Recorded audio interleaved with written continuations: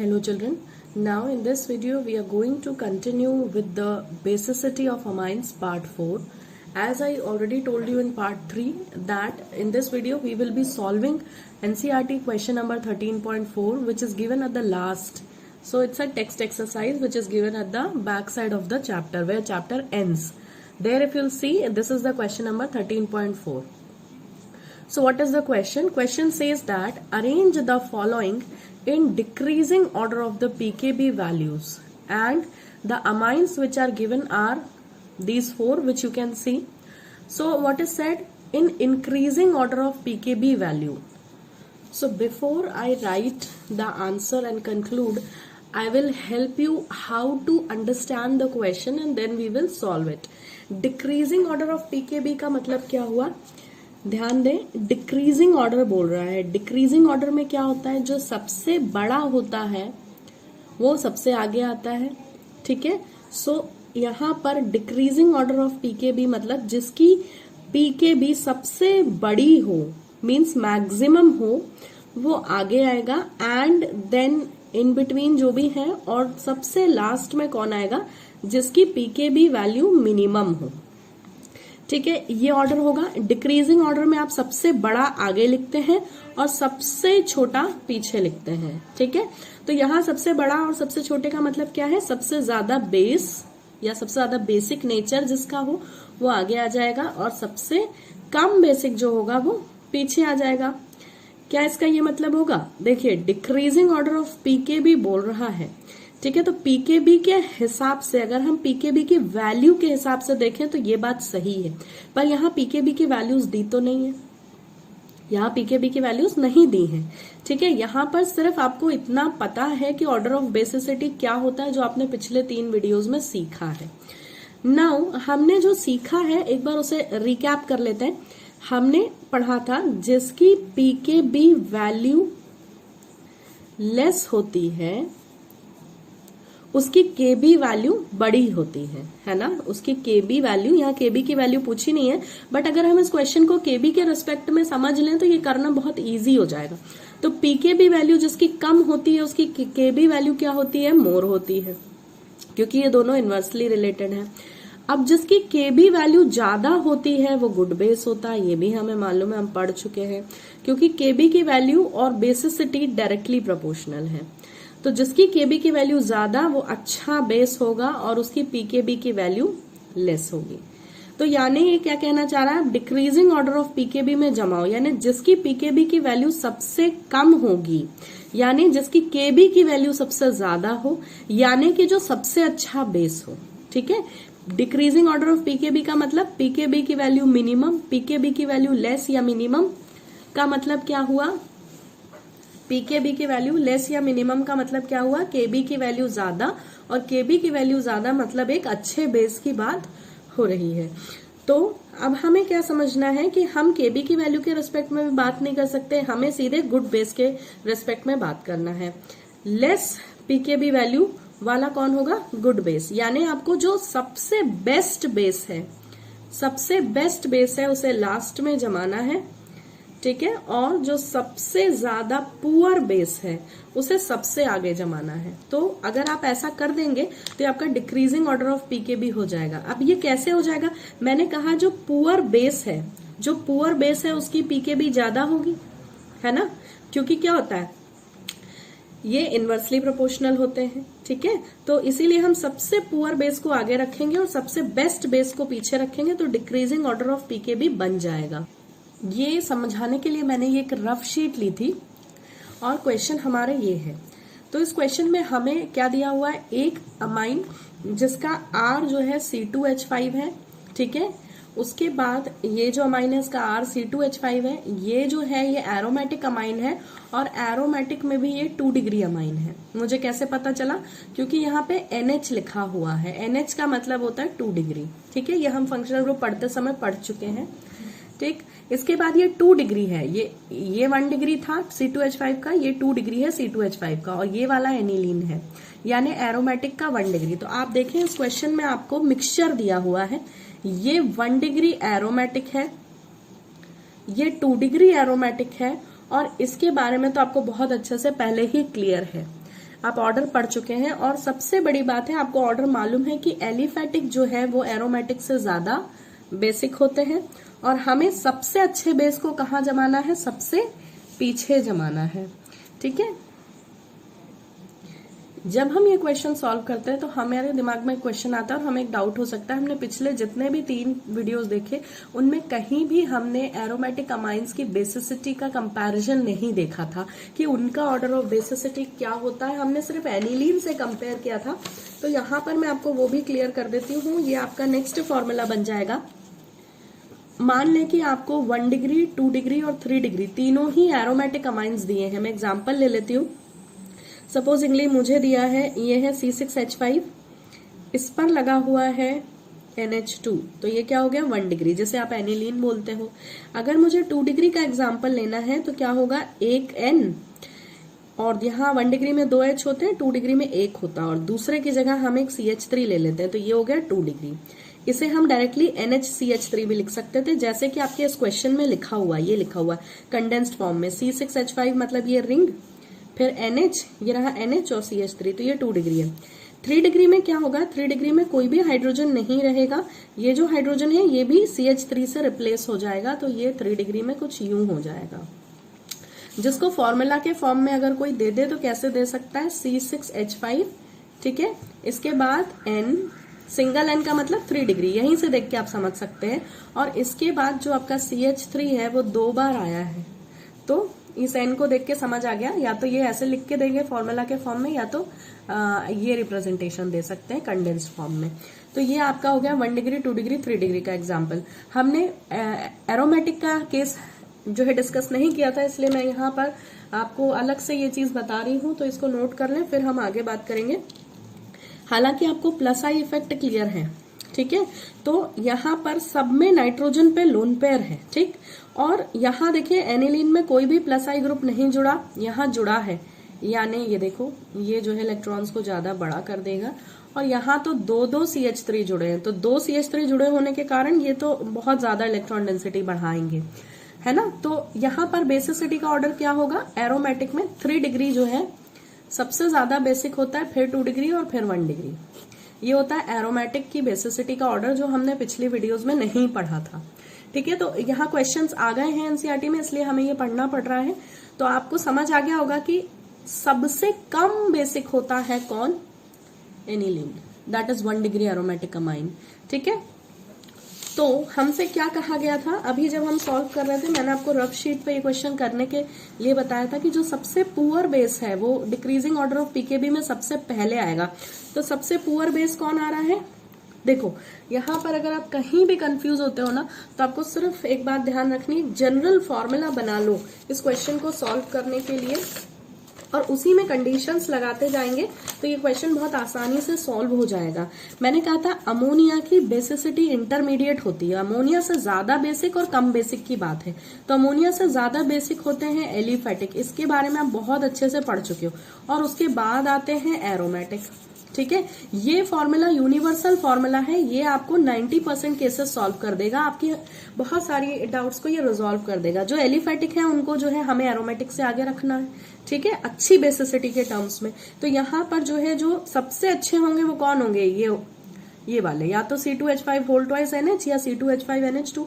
अब ये दोनों ही एलिफेटिक हैं, इसका मतलब ये इन दोनों एरोमेटिक से ज्यादा बेसिक होंगे, ये हम पहले ही पढ़ के आए। और इनका कंपैरिजन के लिए आपको फॉर्मूला मिल चुका था कि अगर जो है ग्रुप C2H5 हो तो क्या होगा, एलिफेटिक में अगर ग्रुप C2H5 हो तो मैंने आपको पहले ही बता दिया था कि 2 डिग्री जो है वो 1 डिग्री से ज्यादा बेसिक होता है, ये हम पहले ही पढ़ के आए हैं। तो इस डेटा की हेल्प से हमें ये समझ आ गया है कि सबसे पुअर बेस कौन होगा, एनिलीन। तो हमारा जो ऑर्डर हमने डिसाइड किया था वो कुछ ऐसा था कि डिक्रीजिंग ऑर्डर ऑफ पीकेबी में सबसे पुअर बेस हमें सबसे आगे रखना है, क्योंकि सबसे पुअर बेस का पीकेबी सबसे कम होगा, ठीक है, सॉरी पीकेबी सबसे ज्यादा होगा, तो हमें डिक्रीजिंग ऑर्डर में लिखना है। तो जिसका सबसे कम होगा पीकेबी वो लास्ट में आएगा और वो बेस्ट बेस होगा, ठीक है। तो ये बस इतनी सी बात आप ध्यान रखें, पीकेबी के रिस्पेक्ट में आप आराम से क्वेश्चन सॉल्व कर पाएंगे। अब यहाँ देखें, ये बहुत इजी हो गया है क्योंकि 2 एलिफेटिक 2 एरोमेटिक हैं, तो ये तो कॉमन सेंस है कि इसको करने के लिए मैं कुछ स्टेप्स बता देती हूँ कि रफ में इसको कैसे करें। ये पहला क्वेश्चन है इसलिए इसमें इतना ज्यादा टाइम लग रहा है, अगले क्वेश्चन से बहुत इजीली आप कर पाएंगे इसको। तो हमें मालूम है कि यहाँ नंबरिंग कर लेते हैं हम।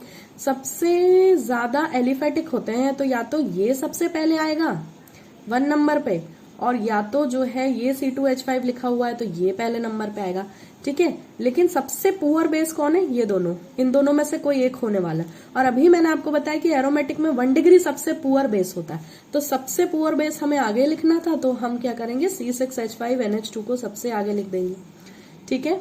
क्योंकि अभी जो ऑर्डर पढ़ाया उसमें क्या पढ़ाया कि 1 डिग्री एरोमेटिक सबसे गंदा, खराब, पुअर बेस होता है। पुअर बेस मतलब इसकी पीके भी सबसे बड़ी होती है और हमें डिक्रीजिंग ऑर्डर ऑफ पीके भी चाहिए, ठीक। तो सबसे पुअर बेस आगे आ गया। अब इससे अच्छा कौन होता है? एरोमेटिक तो 2 डिग्री इससे अच्छा होता है बेस, तो लिख दें C6H5NHCH3। ये हो गए आपके, ये और 2 तो गए, ठीक है। अब है यहाँ सेकेंडरी C2H5 और प्राइमरी C2H5। तो आपको इसका ऑर्डर पता है कि आपका क्या आंसर होता है। इसके लिए आपको फॉर्मूला याद करने पड़ेंगे जो मैंने दिए हैं। तो उसमें मैंने आपको बताया था कि जो है C2H5 होल टॉइस सबसे अच्छा होता है, तो यानी ये उससे पुअर होगा, तो ये यहाँ आ जाएगा C2H5NH2। और यहाँ सबसे अच्छा बेस कौन होगा? तो C2H5 whole twice NH, right. तो ये आपका आंसर हो जाता है। अब ध्यान दें, कई बच्चे जो है वो इंक्रीजिंग डिक्रीजिंग ऑर्डर के निशान लगाने में गलती करते हैं। While checking copies we have understood this. तो कोई जरूरी नहीं है आप ये वाले निशान लगाएं। अगर आपने ये निशान उल्टे लगा दिए, मतलब ये डबल साइडेड माउथ इधर करने की बजाय अगर इसको ऐसा लगा दिया, तो इसमें आपको 0 मार्क्स मिलेगा। भले आपने सबकी पोजीशन सही लिखी है आपके डिक्रीजिंग ऑर्डर के हिसाब से, लेकिन वो आप समझ रहे हो कि आपने डिक्रीजिंग ऑर्डर लिखा है, जो लिखा हुआ दिख रहा होगा वो इसका उल्टा दिख रहा होगा। तो अगर आपको इन साइन में डाउट है तो आप ये साइन ना लगाएं, कॉमा लगा के लिखें। यानी इसी आंसर को अगर आपको साइन लगाने में दिक्कत होती है, आपको कंफ्यूजन हो जाता है, तो आप ऐसे एरो लगाने की बजाय, ऐसे निशान लगाने की बजाय आप क्या करें, ऐसे कॉमा लगा के अपना आंसर लिख दे। इससे जो है आपको कोई भी प्रॉब्लम नहीं होगी, क्योंकि क्वेश्चन खुद ही कह रहा है डिक्रीजिंग ऑर्डर, तो वो देख ही लेंगे कि मतलब आपने ऐसा लिखा है, इसका मतलब आप कहना चाहते हो कि ये सबसे ज्यादा है, जो भी आपकी स्ट्रेंथ है या जो भी आपको पैरामीटर दिया गया है, तो ये सबसे ज्यादा वाला है। और डिक्रीजिंग में सबसे लास्ट में पीकेबी के रिस्पेक्ट में कर रहे हैं, तो जो है डिक्रीजिंग ऑर्डर में सबसे कम पीकेबी वाला सबसे अच्छा बेस जो है वो आपका लास्ट में आ रहा है। तो ये देखिए, तो एक्सप्लेनेशन कुछ लंबा था, मगर ये क्वेश्चन ये part of question, first part of question 13.4 का सबसे ज्यादा एक्सप्लेनेशन सीकिंग आंसर है, इसीलिए इतना बड़ा एक्सप्लेनेशन था।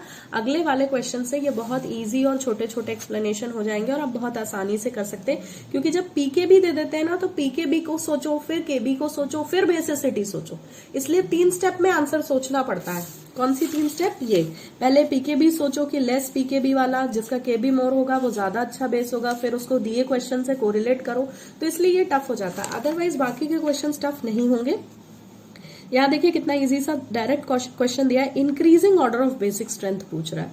Increasing order of basic, simple, सबसे आसान है। अगर उसने बेसिक स्ट्रेंथ दे दिया तब तो कोई दिक्कत ही नहीं है, या उसने केबी दे दिया, तो केबी और बेसिसिटी डायरेक्टली प्रोपोर्शनल होता है, आपको कोई प्रॉब्लम नहीं होगी।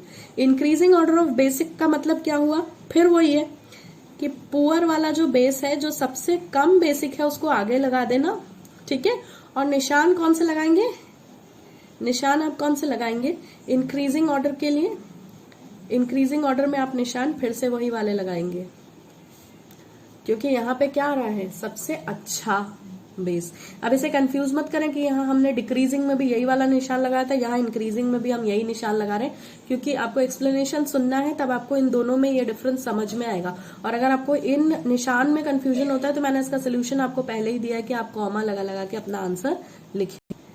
अगर आपको इन दोनों में कंफ्यूजन होता है, तो मैं ये क्वेश्चन करने के बाद आपको इसको कंपेयर करके बता दूंगी, तो आप समझ जाएंगे कि ये बिल्कुल सही है और ये भी बिल्कुल सही है, ठीक है। वरना आप सोच रहे होंगे डिक्रीजिंग में भी मैडम ने यही वाले एरो लगा दिए, यही वाले निशान, और इंक्रीजिंग में भी वो यही वाले लगा रही है, तो इसके पीछे रीजन है, आई टेल यू।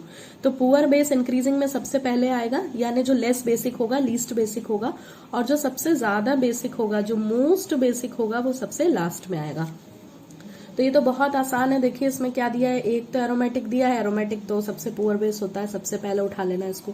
उसके बाद एनिलीन भी दिया हुआ है, तो 2 एरोमेटिक हैं, ओके, और एक C2H5 है और एक CH3 है। This is also a combination question. तो सबसे पुअर कौन होगा अभी समझ के आए हैं, 1 डिग्री एरोमेटिक। तो यहाँ पर भी जो आंसर निकल के आएगा उसमें भी एनिलीन जो है वो सबसे पुअर बेस कहलाएगा। सो एनिलीन इज C6H5NH2, राइट। तो ये आपका एनिलीन हो गया। उसके बाद जो है एनिलीन से अच्छा कौन होगा, 2 डिग्री एरोमेटिक, तो C6H5NCH3 होल ट्वाइस, ये आपका 2 डिग्री एरोमेटिक हो गया। ये एनिलीन से अच्छा बेस है। उसके बाद C2H5 होल ट्वाइस और CH3 दिया हुआ, इनके बीच का हमने कोई रिलेशन नहीं पढ़ा था। इसको ऐसे याद रखें कि जो छोटा है वो यूजुअली कम बेसिक होगा और जो बड़ा है ना, इसको हम प्लस आई से समझ सकते हैं कि छोटा मिथाइल कम प्लस आई करता है और बड़ा मिथाइल ज्यादा करता है ना। ये मिथाइल तो नहीं, एल्काइल ग्रुप आप इसको कह सकते हैं, छोटा एल्काइल बड़ा एल्काइल। तो छोटे एल्काइल में ये छोटा मिथाइल है और ये इथाइल है, ठीक है। तो जितना ज्यादा कार्बन का चेन बढ़ता जाता है प्लस आई उतना ज्यादा होता जाता है और इसलिए बेसिसिटी उतनी ज्यादा होती जाती है। तो इनको कंपेयर करना तो ये लॉजिक लगा लेना। तो यहाँ पे क्या आ जाएगा, CH3NH2, और सबसे अच्छा बेस फिर से कौन होगा, C2H5 होल ट्वाइस NH, ठीक है। अब आप इन दोनों आंसर्स को कंपेयर कर ले जो लिखे हुए हैं आपने, ठीक है। आपको स्क्रीन में दोनों आंसर्स दिख रहे हैं। यहां पर आपने डिक्रीजिंग ऑर्डर ऑफ पीकेबी जमाया था, और डिक्रीजिंग ऑर्डर ऑफ पीकेबी मतलब जिसका पीकेबी सबसे कम हो वो सबसे लास्ट में आएगा। तो सबसे लास्ट में कौन आएगा, जो सबसे ज्यादा बेसिक हो, क्योंकि बेसिसिटी और पीकेबी का इनवर्स का रिलेशन है। तो यहां भी सबसे अच्छा बेस आया है, यानी ये चीज सही हो गई, है ना। लेकिन यहाँ पर एक चीज देखें कि मैंने आपको ये निशान वाला जो कॉन्सेप्ट बताया, इसमें बच्चे बहुत कंफ्यूज होते हैं, इसलिए मैंने इसको यहाँ ऐसे ही छोड़ दिया था।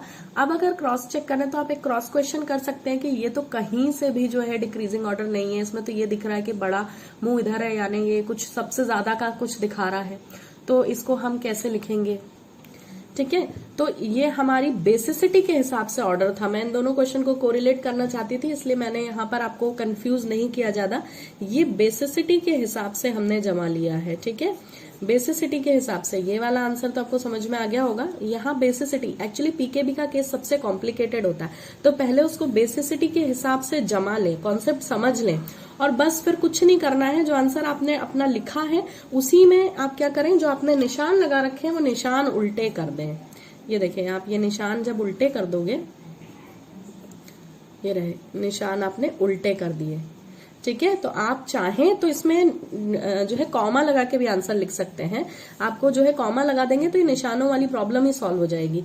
तो अगर आपको फिर भी निशान लगाने हैं तो आप ये वाले लगाएं।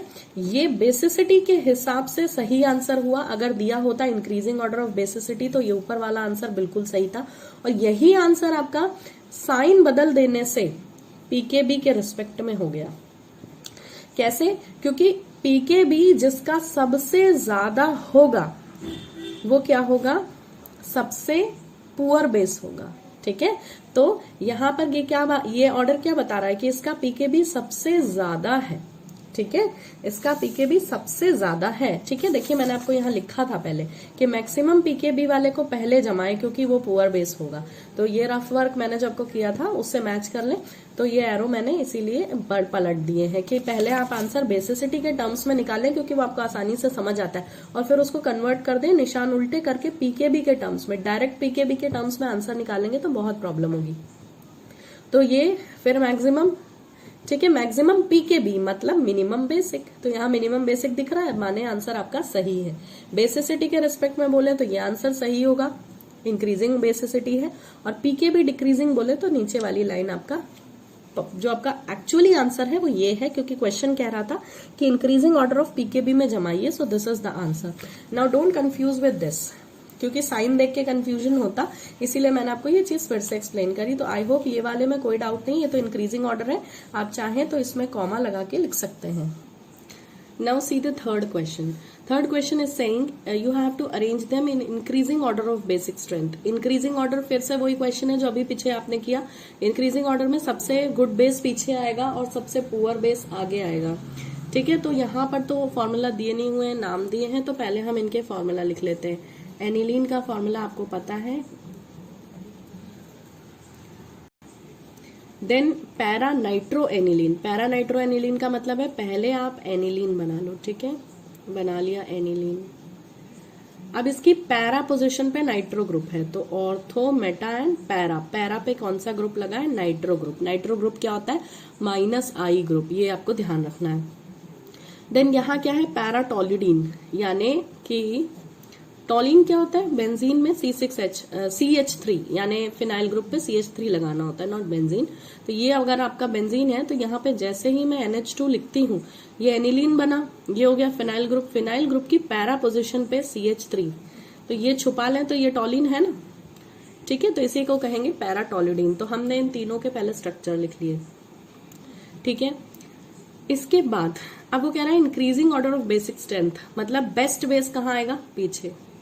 इंक्रीजिंग ऑर्डर, पुअर बेस कहाँ आएगा? सबसे आगे। अब आप इंटरेस्टिंग बात ये नोट करें कि ये तीनों ही एरोमेटिक हैं, ठीक है।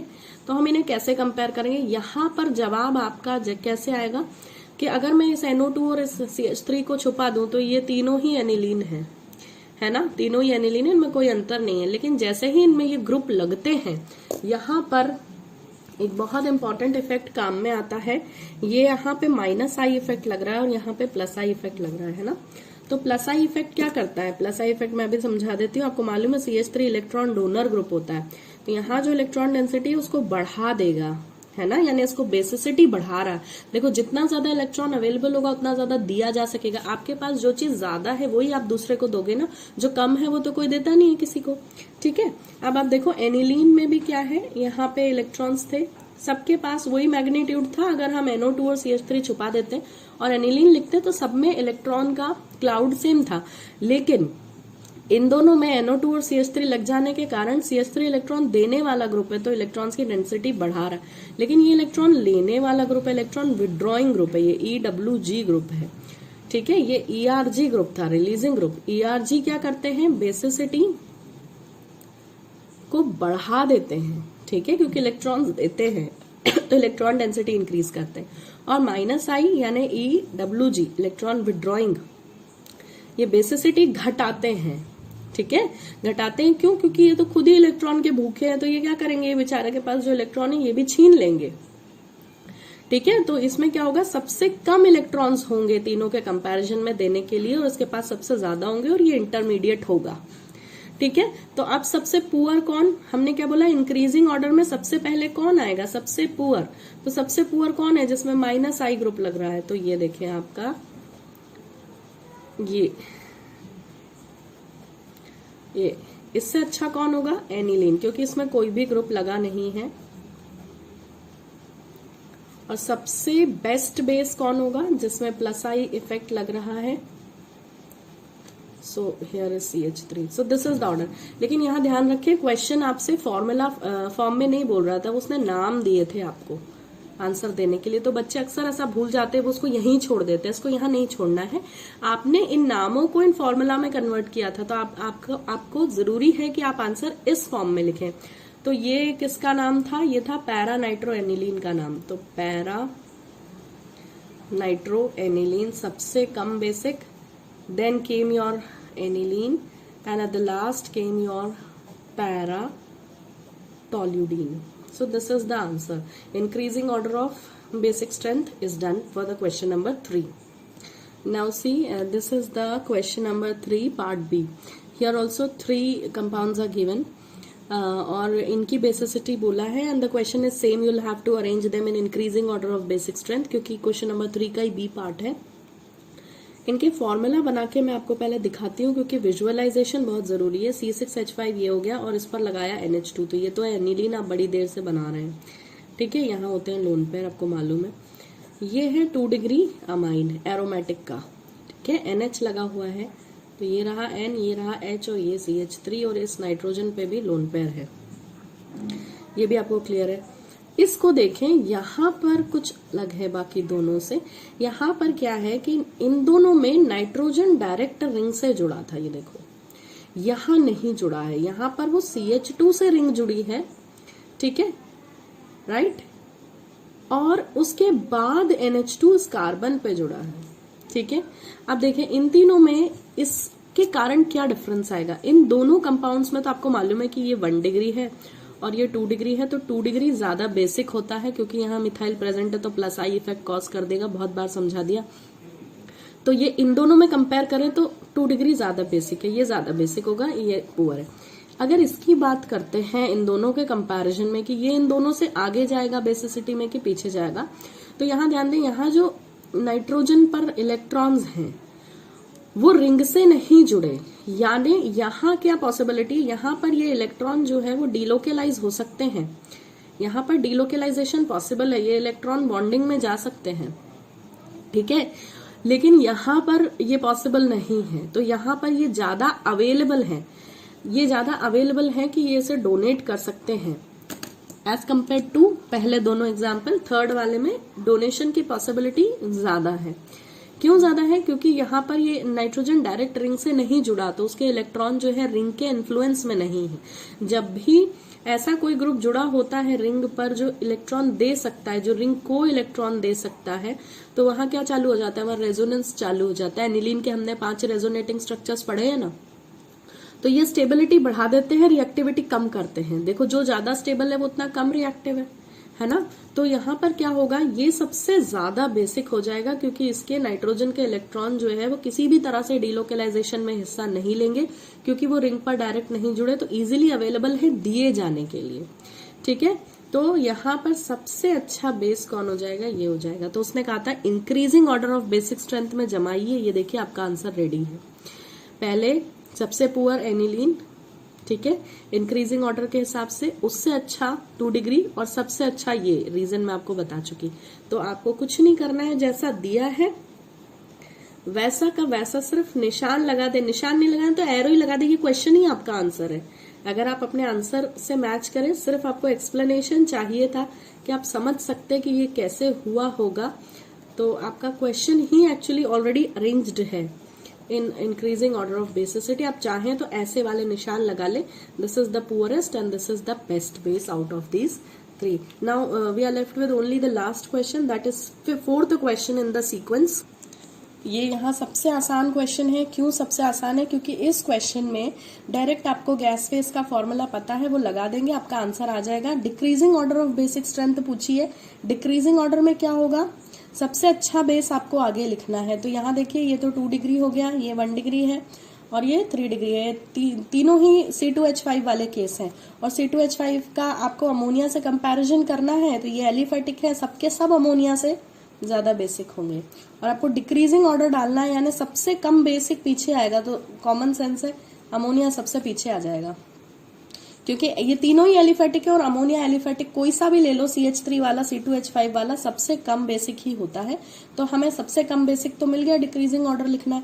अब सबसे ज्यादा कौन होगा, तो C2H5 जब प्रेजेंट हो गैस फेस में तो ऑर्डर होता है 2 3 1। मैं पहले ही फॉर्मूला बता चुकी हूँ, बस कुछ नहीं करना है। ये सबसे अच्छा बेस है, इसे लिख लें, ये आपका 2 डिग्री है, सबसे अच्छा बेस।